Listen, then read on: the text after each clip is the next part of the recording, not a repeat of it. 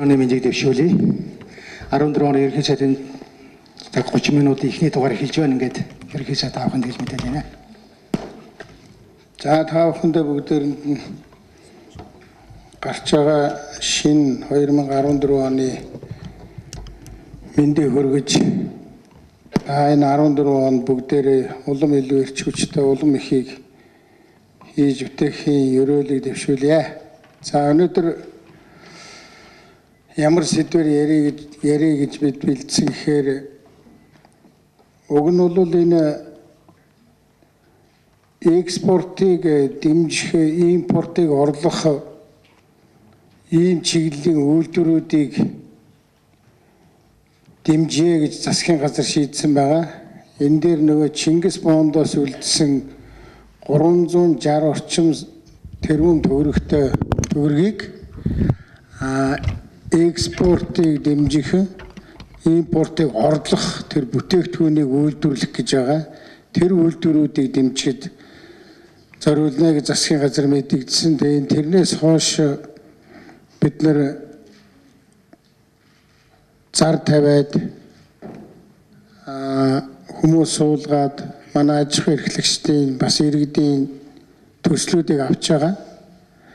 Энэ төслүүдийг бол бид нар энэ оны одоо энэ 1 сарын 17-ны өдөр хүртэл төслүүдийг бүрэн авч дуусна.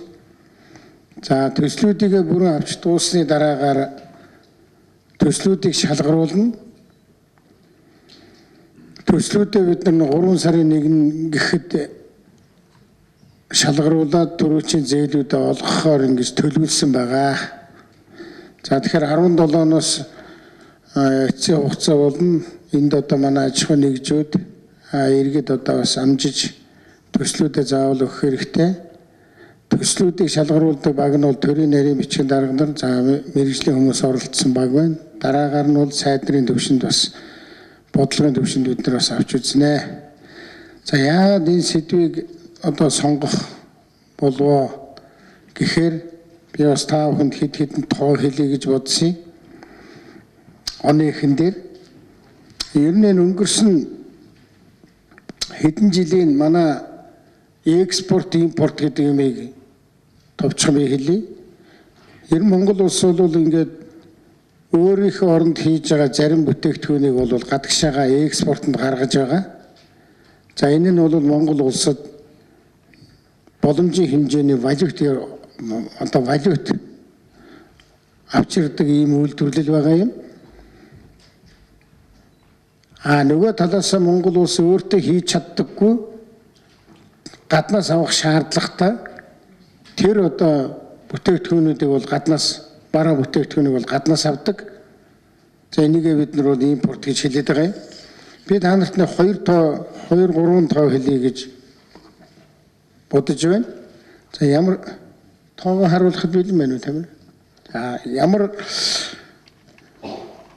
тоо хэлэх гээд байна уу гэхлээр манайх гэдэг айл, Монгол гэдэг айл хичнээн хэмжээний юмыг экспортод гаргадгийг, хичнээн хэмжээний юмыг гаднаас авдгийг.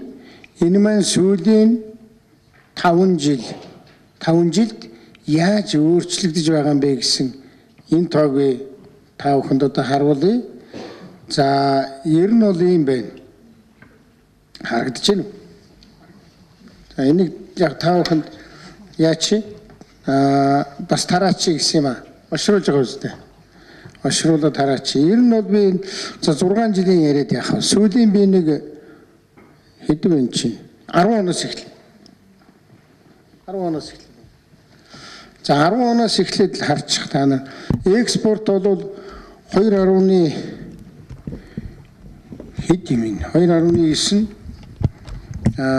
тэрбум Америк доллар юм байна. За энэ чинь одоо тоог нь буруу хэлье шүү. За 2 тэрбум 2.9 тэрбум.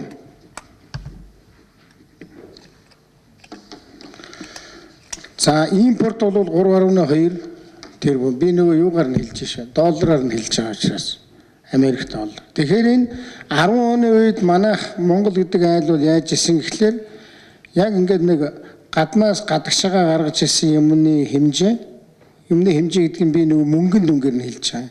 2.9 тэрбум Америк доллар гаднаас авч ирсэн нь 3.2. Одоо нэг алдагдал гэдэг юм ярьдیں۔ Экспорт импортын зөрөө гэдэг. Тэр нь 291 сая доллар.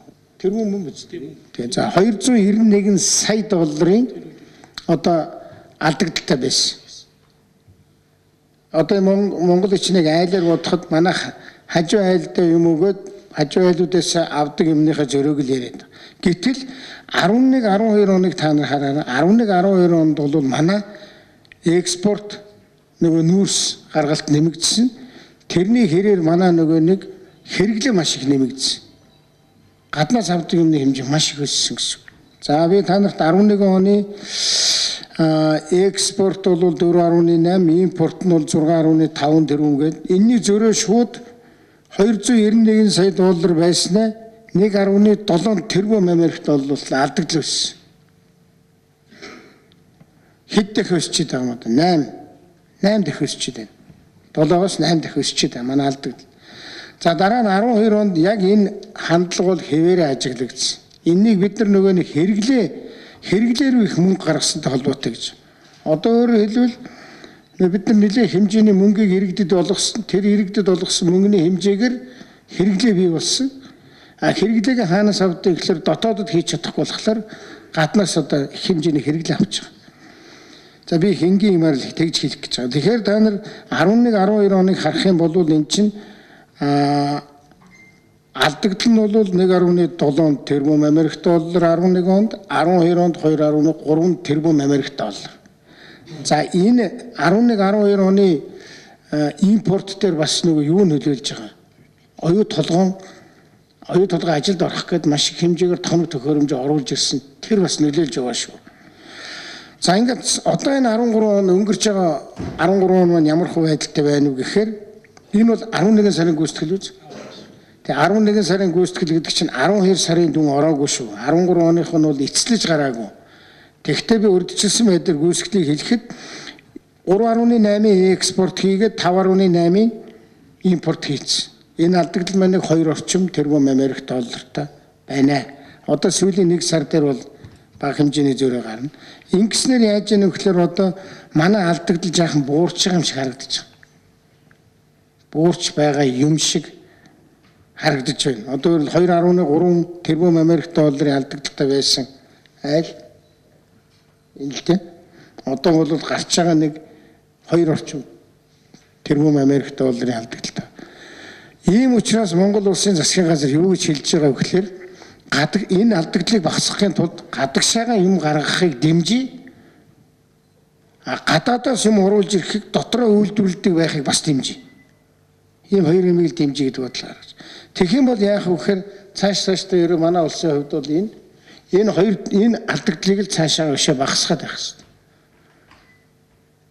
За энд юу нөлөөлдөг юм бэ гэж дараачийн үсэгт гаргадаа аль нь гарч ирж байна. Энийгээрээ юу? За тэг графикаар нь үзүүлж байгаа юм да. Энэ бол саяны миний ярьсан юмнуудыг графикаар үзүүлсэн. Энэ доошоо гарчхад байгаа юм нөгөө зөрөө алдагдлыг үзүүлж байгаа. Тэгэхээр 13 онд арай жахам алдагдал нь багасж байгаа юм шиг харагдаж байгаа.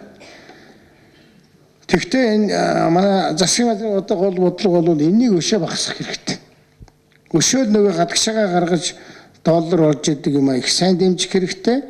Хэрэгтэй хэрэггүй гаднаас авдгийг болиулах хэрэгтэй. Яаж болиулдгийг гэхээр битээ ав гэж хэлэхгүй шүү дээ. Тэрнийг нь дотооддоо хийхийг дэмждэг, урамшуулдаг. Энэ нь юу гэсэн үг вэ? Экспортыг дэмжин, импортыг орлох бүтээгдэхүүнийг бол урамшуулнаа гэсэн энэ үг юм байна. За дараачихыг гаргачих. Эрдэс бүтээгдэхүүн за энэ хүснэгтэр үзүүлсэн хэрэггүй дээ. За цаашаа. Энэ юу? За буцууц мөн байна. Ич хоош эргэж хараад байдаг. За эрдэс бүтээгдэхүүний экспорт. За тэгэхээр гадагшаа гаргаж байгаа манай юм юу байдаг гэхээр үндсэндээ хоёр гол бүртгэх хоёр одоо гол нэр төрлийн юм л байна. Нэг нь бол уул уурхайн бүтээгдэхүүн. Энэ дээр бичиж байгаагаар бол эрдэс бүтээгдэхүүний экспорт. Манайх гэдэг айл бол хоёр юм гаргадаг гадагшаа. Нэг нь бол эрдэс бүтээгдэхүүн уул уурхайн бүтээгдэхүүн, нөгөөх нь ноол уур. Ноос ноолуурын бүтээгдэхүүн. За манай эрдэс бүтээгдэхүүний экспорт бол бараг 90% эзэлж байгаа. Гадагшаа гаргаж байгаа юм. За энэ дотор юу ордын гэхээр ер нь бид нар дэшийн экспорт хэвийн хэмжээнд явж байгаа. Хуучин нэг энэ доотлолт бичсэн байна. 838 орчим сая долларыг олж ирдэг байсан бол энэ 11 сарын байдлаар 850 яг нь 10 хэдэн сая долларын зөрүүтэй ер нь хэмжээндээ л гэсэн үг. За нүүрсний экспорт бол жишээлх юм бол өмнөх 12 онд бол 1.9 тэрбум Америк доллар хүрч ирсэн.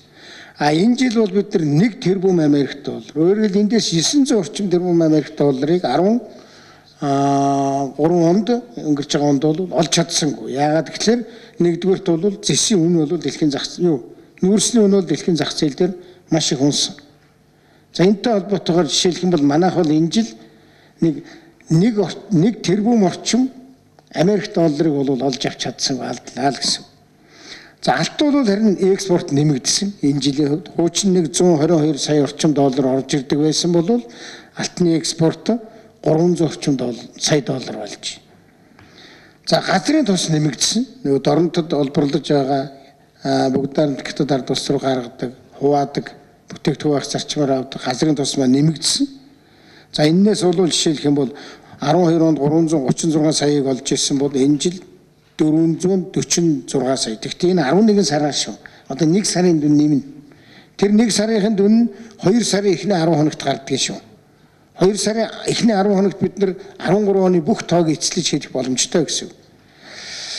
За Джон Шоу бол ер нь баг хэвийн хэмжээнд тэрний хэмжээ бага. За төмрийн хөдөр энэ жил бол жаахан нэмэгдсэн нэг 60 орчим сая доллараар нэмэгдэж гарсан байна. За ийм л юм. Ингээд нийт дүнгээрээ үзэх юм бол нэг өнгөрсөн онд нэг 4 орчим тэрбум Америк долларыг энэ эрдэс баялагын экспортоос олж ирсэн бол энэ жил нэг 3.3 за энэ дэр нэг жаахан сард хэд нэмэгдэв. Багцаа. Нэг 100-200 сая доллар нэмэгдэж гарах юм байна. За энэний дараа ноолуурын экспорт нөгөө нэг хүчин зүйл байна. За манай ноолуурын экспорт бол нэлээд нэмэгдэж байгаа. Тэгтэл манай ноолуурын экспорт нэмэгдээд ноолуурын энэний олдог мөнгө нь бол бас хэмжээтэй л дээ. 235 сая Америк доллар. Одоо та нар харж штэ тэр ингээд 12 онд бол 190 сая гэж хэлсэн бол 13 онд 235 жаахан нэмэгдэж байгаа. Тэгэхээр одоо бид нар нөгөө нэг Чингис Мондынхаа мөнгнөөс ноос ноолуур арьс ширний салбарыг дэмжинэ гэдэг байгаа нь бол энд өшөө ноолуураа өшөө боловсруулад бэлэн бүтээгдэхүүн хийгээ гаргах юм бол бидний энэ гаднаас олж ирэх долларын хэмжээ бол өшөө нэмэгдэх юм байна. Тийм агуулгаар одоо 260 банкнд өгсөн. 270 орчим тэрбум төгрөгийг бол бид нар ноос ноолуур арьс шир за тэгээд эрчимчин үнэ аж ахуй сүүний үйлдвэр гэдэг ингээд энийг дэмжихэд бол өгчөөд байгаа. Өгчөөд байгаа гэж өхөр шийдчихсэн. За бас яг 100% авчаагүй аваад эхэлсэн явж байгаа. Оёмлыг дэмжинэ гэх. Тэгэхээр энэ шинэ оны эхний өдөр сэтгүүлчтэй уулзж байгаадаа би бол ийм л хэлэх. Монгол гэдэг айлын одоо 14 онд бидний гол тавиад байгаа гол бодлого бол үйлдвэржилт. Тэрэн дотроо гадагшаага гарч байгаа юм нэмэгдүүлэх талыг дэмжиж өгье. Гаднаас аваад байгаа юм дотооддоо хийхийг бас дэмжиж өгье гэсэн ийм гол бодлогыг ийм үндэслэлтэйгээр одоо ярьж байгаа юм шүү гэж би тав баримттай хэлж байна. За импорт юу аваад байгаа улсууд вэ бид нар? Одоо гаднаас аваад байгаа юм юу юм бэ гэдгийг би нэг хэлээд хий. Дараач. Энэ аль нь за энэ байж байна. За энэ бол гаднаас авж байгаа юмнуудыг харуулж байгаа. За энэ хоёрдугаарт бичигдсэн одоо эрдэс хуванцар арьс шир химийн бүтээгдэхүүн гэдэг юм бол манад нэгдүгээр хайранд явж байгаа. Бид нар энэ чиглэлийн юм гаднаас бол маш ихээр авч байна. Бараг нийт авч байгаа юмны маань 35% нь бол хуванцар арьс ширэн бүтээгдэхүүн химийн бүтээгдэхүүн. Энэ чүний дүнгээр ингэж авч байна. Тэгэхээр юу гэсэн үг гэхээр одоо ийм юмыг Монголд хийвэл дэмжинэ гэсэн. Нэгдүгээр алхам. Хоёрдугаар алхам. Машин механизм, цахилгаан хэрэгсэл, дуу хураагч, зурагт, сэлбэг гэд 5 дээр бичиж байгаа юм. Энэ бол манай гаднаас авж байгаа юмны бараг 22% эзэлж байна. Энэ хоёр нийлээл ингээд 50% болчихсон ш гадна самж байгаа. Тэгэхээр ийм чиглэлийн имийг дотооддоо хийх юм бол бид бас дэмжээ, урамшуулъя гэж байгаа. За би гурав дахьыг хэлчихье. Авто зам, агаар, усан замын тээврийн хэрэгсэл эдэн гэдэг одоо машин механизмтай л одоо тийм. За энэ. За гэх мэтлэн одоо энэ дээр бичээд манай аж ахуйн нэгж иргэд бол би бас анхаараасаа гэж бодож байгаа ингээ манайх ингээд импортоор авч байгаа маш их юм байна. Энэ импортоор авж байгаа юмыг Монголдо хийн үйлдвэрлэн босгоно гэвэл одоо Чингис Мондоос дэмжээ гэдэг нь ингэж гарч байгаа маа. За дараа чинь төгсгөлийн үснэгтэй. Төгсгөлийн үснэгт бол саяны миний хэлснийг ингээд харуулчихж байгаа юм. Одоо гаднаас авж байгаа нийт юмны маань хэдэн хувь нь юу эзэлж байгаа юм бэ гэдгийг харуулж байгаа ийм зүйл байгаа маа. За өөр зүйл хэлэхэд бол би тоо баримтыг өнөөдөр бүгдийг эцлэж 13 оны дүнг хэлэхэд бол эрт байна. Тэгвэл 11 оны юу 11 сарын дүн байхгүй 12 сарын дүн. 11 сарын урьдчилсан гүйцэтгэлээр авч үзэх юм бол бид нар за нэгдүгээр дотоодын нийт бүтээгдэхүүн бол энэ жил бол 2 оронтой тоонд гарч байгаа. 12.10-ны за 12% орчимд одоо 2 сарын эхний 10 хоногт эцэлж гарна 12% орчмоор Монгол улсын дотоодын нийт бүтээгдэхүүн өсөж гарлаа гэж. За энэ 12% гэдэг бол дэлхий дээр бол бас л том л тоо. 2 оронтой тоо гэдэг бол том юм хэлж байгаамаа. За хоёрдугаарт нь бол за инфляц бол бид нар яг 1 оронтой тоонд барина гэсэн. Энэ бол 1 оронтой тоонд баригдаагүй. Энэ нэг 10.1 хэд 11 орчим хувьтай гарна. Энэ жил бидний тавьсан зорилтоос бол нэг 1% бол энэ дээр бол үндсэндээ бол алдлаа гэсэн үг. За 3 дугаарт нь бол төсвийн алдагдал гэж юм байдаг. Одоо өөрөөр хэлбэл дотоодын нийт бүтээгдэхүүнд эзэлж байгаа манай улсын төсвийн алдагдал бид нар 2% нь барья гэдэг зорилтыг тавьсан. Одоо 2% барьж гарсан. 2% барьж гарч байгаа. Бас энэ бол бас эерэг зүйлээ гэдэг. За төсөв байна. Тэгээ төсөв маань одоо алдагдaltaгүй гарсан юм. За ийм л одоо зүйлүүдийг та бүхэнд хэлэх гэсэн. Тэгээ ямар ч байсан шинэ он гарч чинь шинэ онд бол шинжлэлийн засгийн газар маань энэ үйлдвэржилтийг дэмжих энэ бодлогыг гол бодлого болгож тавьж байна. Яагаад гэхээр саяны гаднаас авж байгаа юм их байна. Энэнийг одоо дотооддоо хийдэг болъё. Гадагшаа гарч байгаа юмаа бас өшөө нэмэгдүүлэх тал дээр онцгойлон анхаарай. 14 оны төлөв байдлыг авч үзэх юм бол магадгүй нөөцний нь бол бас бага зэрэгээр нэмэгдэх юм хандлагатай. Бид нарт бас гаргацгаад өнгөрсөн онд гаргацгаад борлуулж чадаагүй бас нөөцүүдж байгаа. Тийм учраас 14 онд бид нар ерөнхийдөө эдийн засгийнхаа байдлыг энэ үзүүлэлтүүдийгээ бол сайжруулахын тулд ажил нь ерөнхий прогноз нь бол бас муугүй байгаамаа. Тэгэхдээ бидний зүгээр сууж идэл юм сайжрахгүй засгийн газар бол оны эхнээс бас эрч хүчтэй ажиллаж явж эдийн засгийн олон зүйлсийг бол эерэг болгохын тулд бид хүчин чармайлт гаргаж ажилланаа. За баярлалаа. Нэг юм аа. Экспорт импорт хилцээ. Өшөө нэг цаас өгөхгүй юм уу? Нэг цаас өгөх гэсэн шүү. Сэтгүүлч дөө. Сайдаа хоёр асуулт байна. Ашгүй шаардлага байгаа. Тэгэхээр яг энэ оны төсөвтөө тодтгол хийхдээ тэр зарцаас хөрөнгө оруулалтынхаа ажлуудын ер нь хэдэн хувийг нь гисгэх боломж байгаа юм бэ? Энэ төсвийн тодтголоо яаж хийх талаараас та мэдээлэл өгөхгүй юу? За алтны ил тод байдлын хуулийн төсөл чуулганы хуралдаанаар унсан боловч одоо ашигт малтамлын тухай хууль гэдээс нэр зөксөн өөрчлөгдөд ахаад ороод ирлээ л дээ. Тэг асуудал нь яг хуулийн гол зохицуулалт нь үзэл баримтлал нь хിവэрэ байгаа юу? Оюутлогоо төр жишээлбэл одоо бас яах юм бэ? Татвараас хөнгөлөгдөх юм уу? За мөн бас бие даагч гишүүд гадныхны лобби энэ хуулинд яваад байна. Компаниудын төлөөлөл хүртэл өөрсдөнтэй яри, уцаар яри, уулзыг барь гэдэг гадны лобби байна гэдэг асуудлыг тавьж байгаа. Энэ дээр та ямар хариулт өгөх вэ? За төсвийн тодтолоо бид нар энэ 1 сарда багтаагаад одоо хийж дуусгах учиртай улсын хурал маань 2 сар гээд завсарлах байх. Энэ нь яагаад төсвийн тодтол хийх болчихсон гэхээр нөгөө авилгацсан төсөв гэдгээс үүдэлтэйгээр 260 орчим тэрбум төгрөгийн объектууд өмнө нь бол нөгөө анхныхаас маш их өндөр болсон. Тэрэн дээр бол аудитын шалгалт орцсон явж байгаа. Тэгээ аудитын шалгалт маань ороод аль нь одоо боломжийн хэмжээнд үнийн өсөлттэй байгаа юм, аль нь бас хэтэрхий өсгөө тавьчихсан гэдгийг тогтоох юм.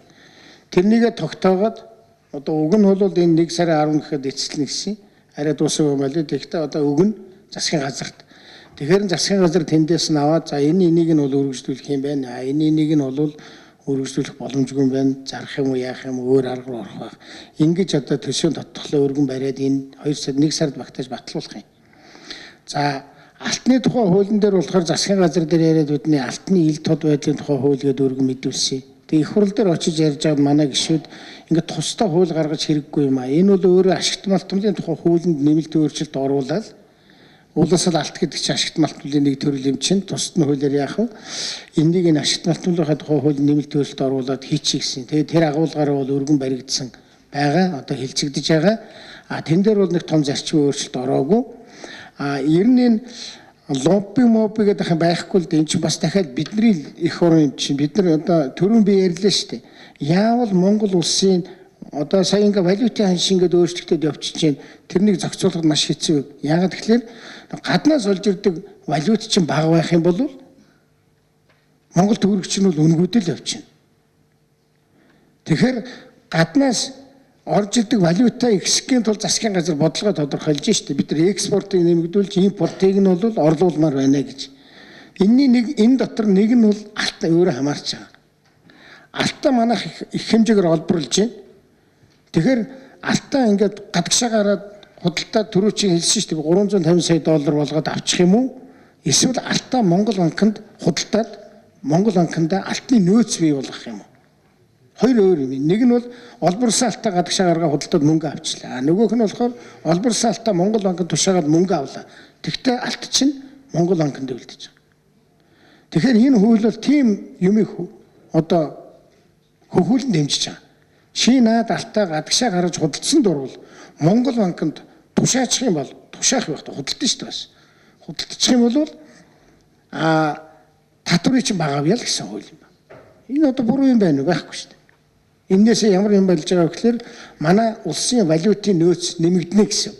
Монгол улсын Монгол банкнд нь алт их хэмжээгээр байгаад байх юм бол бид нар доллар гэдэг юм болоход төвч хэрэгдэл багтаа болно л гэсэн. Ийм л бодлогын хүрээнд хийгдэж байгаа хууль юм байна. Тэгэхээр сайдаа яг энэ дээр ч нэг компаниуд алтаа Монгол банкнд тушаалаа гэхэд одоо тэр тушаасан авсан мөнгө худалдсан мөнгөө төгрөгөөр одоо жишээлбэл валют олгоод хямаалаад гарах юм бол энэ валютын чинь нөөц одоо дундарнаа ямар ч одоо зарчмын ялгаагүй асуудал болчиход байна гэдэг зүйлийг бас яриад байгаа л та. Наад чинь засагтай нэлээд ярьсан Монгол банкны өөрийнх нь бодлого гарч ирсэн. Тэгж ойлголцохгүй байгаа. Монгол банкнд алтаа тушаадаг юм уу алтаа худалддаг тэрнийг л урамшуулчихсан хуулийг баталчвал Монголын алтууд Монголдо үлдээж явах боломжтой юм аа. Манай хөрс зэрэгэлдээ орнуудтай харьцуулахад манай алтан дээрээс авж байгаа татвар их байгаа учраас манай алт дотооддоо биш гадагшаа урсч гарчээд байна гэсэн. Энэ урсгалыг л зохицуулах гэсэн ийм оролдлого юм байна. Энэ үлд өөр ойлголт байна уу? Өөрийгөө танилцуулж яриад сэтгүүлч нэр Шантыг дэрж Монгол Улсын хөгжлийн банкны тэргуунд захирлана. За экспортыг дэмжих, импортыг орлох, үйлдвэрлэлийг дэмжих төслийг Чингис бондоос өгье гэсэн ерөнхий шийдвэртэй байгаа. Тэгэхээр энэ дээр бид нараас хамтарч ажиллаж байгаа. Ямар салбаруудад ямар хугацаатай хэдийн хэмжээгээр олгох уу? Хэдийг нь одоо өөрсдийнх нь улсын хөрөнгөнөөс хэдийг нь гадаадын Экзим банкнуудаас гэдэг ингээд ярилцж байгаа. Тэгэхээр бол төслөөс бол хамаарах байх. Энэ дээр бол яг ерөнхий сайдын хэлснээр тодорхой шийдвэр гараагүй байна. Одоо яг өнөөдрийн байдлаар бол яг ингээд ирсэн байгаа 5 ширхэг төсөл байна. Уцтаж байгаа, лавлж байгаа тоон хэд байд юм бэ? 200 гаруй 200 гаруй аж ахуй нэгж иргэн бол холбогдсон байна. Яг цаас болгоод өгчөөд байгаа нь бол 5 ширхэг төсөл байж байна. Дуусах хугацаа бол одоо 17. Импортоор экспортоор орж ирж байгаа бараа бүтээгдэхүүн дээр бол гахаа махан бол бүтээгдэхүүнүүд орж ирж байгаа, гахаа мах орж ирж байгаа. Тэгэхээр Монгол бол гахаа махыг хангахуйц хэмжээний аж ахуйн нэгжүүд бол байдаг. Тэгээд үүнд одоо гаднаас орж ирж байгаа, Азаас орж ирж байгаа гахаа мах төр бол тохируулаад бүр одоо хөнгөвчлөх тийм хууль санаач тухай асуудал яригдж байна. Хэрвээ ийм тохиолдолд та бол бас ямар байр суурьтай байх вэ? Нөгөө гаднаас авж байгаа ямиг орлуулна гэдгээр л дэмжлэг үзүүлнэ гэсэн үг л дээ. Гэхдээ манайх өнөөдөр арайч хангацчихгүй л дээ. Тэр хойтолдны ганц гахааны үйлдвэр байдгийг, ферм байдгийг. Тэгэхээр ерөнхийдөө бол гаднаас оруулж ирж байгаа юмыг л дотооддоо хийнэ гэдэг дэмжин. Тэгтээ нэг юм бас анхаарах хэрэгтэй ш. Гаднаас авдаг үнээс хамаагүй өндөр үнэтэйгээр хийн гэвэл бас асуудал үүснэ шүү. Одоо явсараа тэн дээр очив. За гаднаас авахаа болчих. Чи тэгээд дотоодод хийгээд хэдэр төлхийн гэдэг чинь саяны зээлийн хүү маш их олон төрлийн хамаарат явчихдаг юм аа. Тэгэхээр бас харьцангуй за эхний үедээ бол хэцүү байх. Ер нь нэг 2-3 жилийн дараа бол гаднаас оруулж ирэх юмтай өрсөлдөхөөс хэмжээтэй бас байх ёстой. Монгол телевизээс нэг асуулт байна. Гаднаас 100 мянган тонн улаан бууд авах асуудал яригдж байгаа. Татварын хөнгөлтийг бас хүмүүжлэхийн асуудал ярьж энэ талаар та ямар хөө байр суурийг хэлэх вэ? Манай Баттулга сайд их хурл дээр нэлээд тайлбарлаад ярьсан. Энэ бол нөөц бүрдүүлэх зорилготой budаа юм байна. Тэгэхээр энэ онд бол эргээд за тэр дундаа төрийн албан агчдын бас сонирхож байгаа нэг асуудал байгаа. Том төрөөс ухаалаг төрлөө үндэсний чуулга болсон. Одоо бас хуулиуд өргөн баригдаад явж байгаа. Ер нь 2014 онд одоо хичнээн цомхотгол явагдах юм болов уу? Ер нь яах юм бол энэ төр жижигрэх гээд байгаа мó гэл янз янзаар яригдчихлээ л да. Сая би бас төрийн өмчийн орооноос тодруулсан. Нийтдээ одоо төр аж ахуй эрхэлж байгаа нийт 4,000 гаруй байгууллага байна гэсэн судалгаа байд юм байна. Тэгэхээр энэ онд ер нь одоо энэ чиглэлд ямар ажил явагдах юм бол та оны ихэнд бас ямар мэдээлэл өгөх вэ?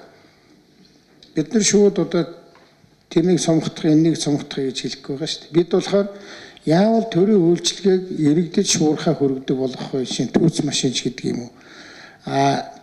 Тэгсэн тохиолдолд хэрвээ төрийн ажилтны албан хаагчийн хийдэг ажлыг нь түүц машин хийчихэд байгаа бол нөгөө хүмүүст өөр ажил иргэдэд үйлчлэгээ үзүүлэх өөр төрлийн үйлчлэгээнүүдийг хийж чадахгүй. Хэрвээ өөр төрлийн үйлчлэгээ байхгүй бол яах вэ гэдгийг ярина гэсэн. Эхний ээлжинд бол заавал одоо хүн халж санаа амардаг гэсэн байхгүй шүү дээ. Яавал үйлчлэгээ шуурхаа хөрхөө гэдэг л бол засгийн газрын нэгдүгээр зорилго байна. Засгийн газрын 2013 оны отгоо хуралдаанаар 14 оны үйл ажиллагааны төлөвлөгөөг энэ сарын 10-ны дотор улсын хуралд өргөн мэдүүлэхээр болсон шүү дээ. Яг энэ төлөвлөгөөний хамгийн гол гэсэн 3 ажлыг та танилцуулаач. 14 оны засгийн газрын төлөвлөгөөнөөс. 14 оны юу? Засгийн газрын төлөвлөгөө.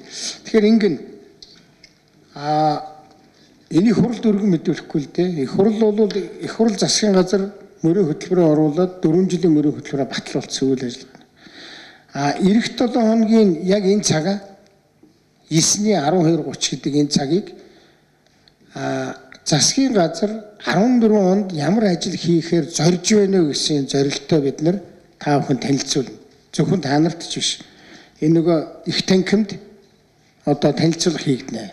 Тэрэн дээр би гол чиглэлүүдийн ажлуудыг болвол танилцуулнаа. Энд хоёр асуулт байна. Үйлдвэрчлэлтийг дэмжих төслийг одоо ямар тодруулж байна? За.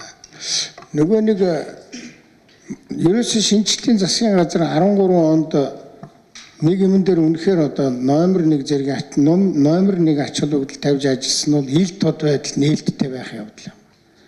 Одоо нөгөө чөтгөрийн тойрс цөөрнө гэдэг шиг ямар ч байсан одоо нэг нуудаг хаадаг юм бол нэлээд цөөрсөн гэж ойлгож байгаа. Тийм учраас хэдүүлээ энэ ирж байгаа төслүүдийг дахиад шаардлагатай бол ингээл ил тод байдлаар л шалгаруулнаа гэж ингэж бодож байна. Шат чатанд нь. Баасгүй гişмэтэр тохироо хийгээгүй. За баярлалаа ингээд 30 минут дууслаа баярлалаа шүү дээ. Дараагийн 7 хоногт их тэгэмд уулзъя яг энэ цагт. Ерөнхий сайд та ганцхан хариулаад өгөөч гэж яриаггүй шүү дээ. Эмнэлгийн зориултаа барилга эмнэлэг чигээр нь ашиглахыг та дэмжиж байна гэж хэлсэн баха. Тэгээд нөгөө талаас та энэ талаар сэтгүүлчдэд хэлэхэд бол таатай үлээ байхыг зөвшөөрнө гэж хэлсэн шүү дээ. Би бол юу гэж ойлгосон байвал энэ эмнэлгийн зориултаа байгуулга эмнэлэг чигээр нь ашиглахыг зөвшөөрж гэнэ үгүй юу гэдгээд одоо хэвлийнхэнд хэлчмээр байна л да.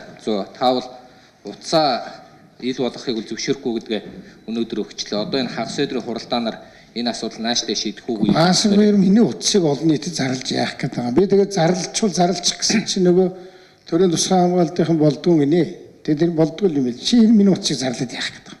Би бол тэрдэргүй шаардлагатай бүх хүмүүс утсаа бол өгдөг. Дандаа ажил хэргийн шугамар. 14138 иргэн танил мессеж үчиж эмнэлгийн зовлон зүдгүүрийнхээ асуудлаар танд мэдээлэл өгье гэдэг байгаа байхгүй юу? Яг бол 11 та заавал өнөөдөр энд урж ирээд яриад яадаг юм. Би эдний бүлгийн хурал дээр орсон. Ороод юу ярьсан гэхээр баасгүй гişүүн тэнийг эмнэлгийн байшин ярьсан. Тэгэхээр би юу гэж хэлсэн гэхээр эмнэлгийн байшин дээр бол зориултаар нь ашиглах гэдэг дээр бид нар судлаа л гэж хэлсэн байгаа. Одоо энийг тэгээд нэг шоу болгох шаардлагагүй. бид нар бол судлаа гэсэн байна. Энэ төв доторх эмнэлэг гэдгийн зовлон нөгөө талд нь бас байгаа шүү дээ. Басгүй гişүү битэр нэг юм дээр бол санал нэгдсэн. За тэрний чиглэлийг нэг хэлж. Хоёр эмнэлгийг нэгтгэж батлан хамгаалахын тэнд аваачсан нь бол зөв зүйтэй гэж хэлсэн. Тэгсэн мэт. За битэрийн санал нийсэн бол тэр. Нөгөөх нь энэнийг та нар заавал ойрсуулах гэдэг яг энийг эмнэлгийн шугамар нь ашиглаж болохгүй мө гэсэн би судлаа гэж хэлсэн. Яагаад тэгэхээр яг ингээд ордны хажуухын тал төвд эмнэлэг гэдэг бол ядаж машиныхаа зогсоолоос аваад мөн асуудалтай байлаа. Тэгвэл би үгүй гэж хэлээгүй энийг бол судлаа гэсэн байна. За баярлалаа.